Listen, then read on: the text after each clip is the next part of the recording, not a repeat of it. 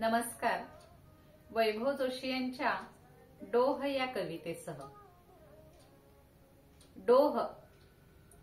एखादा डोह असू द्यावा अथांग, कुठल्याही क्षणी हक्कानं जावं, आपले प्रतिबिंबही पडणार नाही अशा अंतरावर बसून बघत राहावं.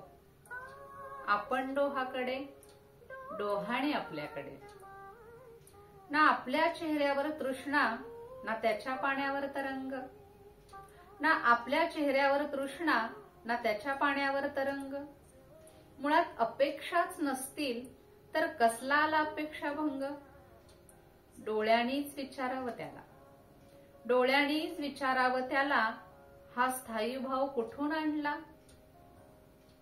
आणि हलकेच एखादं पान सरकवत त्याने दाखवून द्यावं.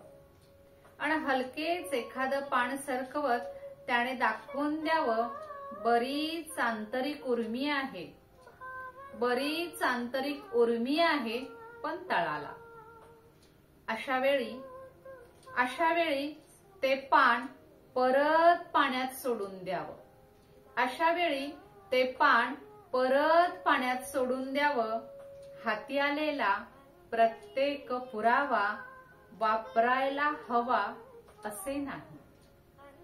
हाती आलेला प्रत्येक पुरावा वापरायला हवा असे नाही.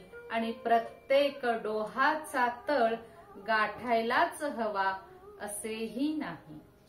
एखादा डोह असू द्यावा, एखादा डोह असू द्यावा अथांग, कुठल्याही क्षणी हक्कानं जावं असं.